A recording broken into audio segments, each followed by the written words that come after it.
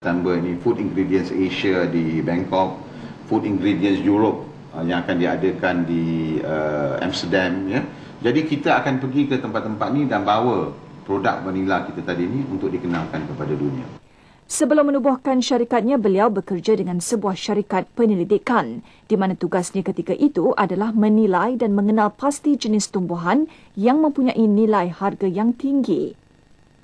Pokok vanila hanya memerlukan kira-kira 3 tahun untuk mendapatkan hasilnya, manakala produk vanila boleh dipasarkan dalam bentuk ekstrak, sirap, paste dan serbuk untuk digunakan sebagai bahan perisa dalam makanan.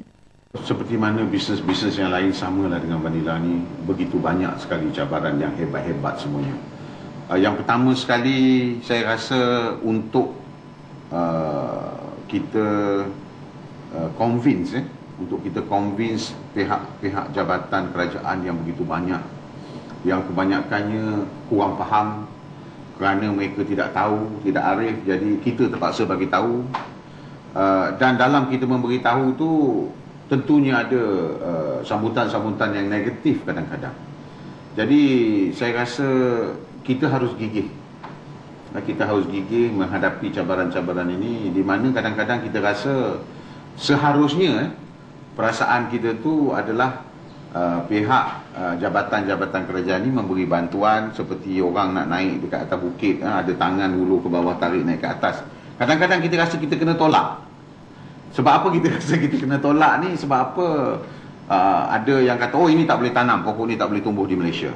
Dengan sewenang-wenangnya berkata begitu. Walaupun ramai yang beranggapan vanila hanya sesuai ditanam di tanah tinggi, tapi projek syarikat ini membuktikan sebaliknya. Vanila dari jenis Vanilla planifolia Andrews ini sesuai untuk tanaman komersial di Malaysia dan membuahkan hasil yang hebat dalam sektor pertanian. Saya positif. Kenapa saya positif? Sebab apa? Malaysia ni di mata dunia negara yang serius. Di Madagaskar dan di Indonesia, penanam-penanam vanila ni terdiri daripada penanam-penanam kecil-kecilan, 100 pokok, 200 pokok, dan ramai. Jadi sedangkan di Malaysia ni saya berharap pihak kerajaan akan memberikan bantuan yang lebih. Macam saya kata tadilah, kalau bukan duit pun bantuan moral. Maknanya saya mengharapkan dalam jangka masa terdekat kalau boleh diadakan sesuatu badan, contohnya macam lembaga pokok, lembaga beras dan sebagainya. Jadi kita adakan satu badan untuk vanila ni, di mana kita boleh kontrol produksi vanila ini tadi. Walaupun vanila bukan tanaman asal di negara ini, namun hasil kajian menunjukkan faktor cuaca dan tanah membolehkannya tumbuh subur di sini, selain kekurangan perisa vanila asli di pasaran tempatan. Projek itu juga sebagai landasan untuk mengukuhkan pasaran tempatan vanila ke arah menembusi pasaran dunia. Projek Vanila Malaysia dirancang untuk memberi peluang kepada petani, peladang dan usahawan menceburi bidang pertanian dan industri asas tani yang mempunyai prospek masa depan yang cerah.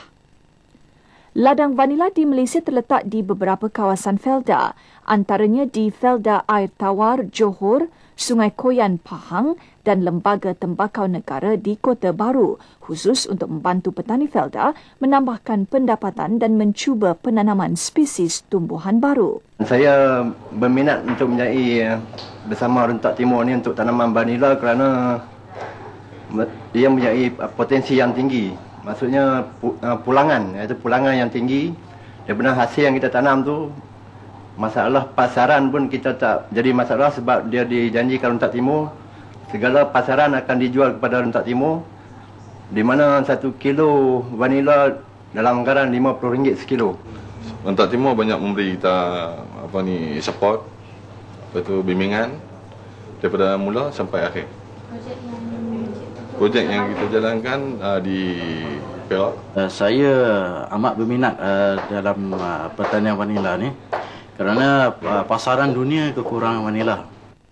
RTSP kini bekerjasama dengan College Universiti Kejuruteraan dan Teknologi Malaysia KUKTEM dan beberapa organisasi tempatan dan luar negara untuk membuat mesin mengekstrak vanila selain berkongsi penyelidikan, pembangunan dan pemindahan teknologi berkaitan vanila.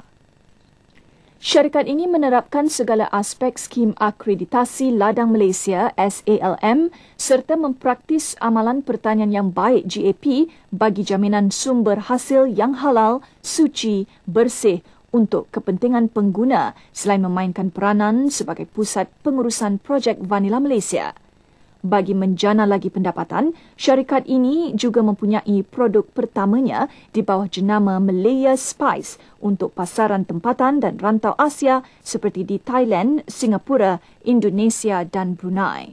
Kita nak bawa Vanilla Malaysia ni ke pasaran dunia. Kenapa kita nak buat macam itu? Kerana yang pertama, penanam tadi kita berharap nak ada 2,500 penanam. Daripada 2,500 penanam tu seorang 1 ekar. Dan daripada 2,500 penanam tadi tu kita nak tanam 5 juta pokok vanila.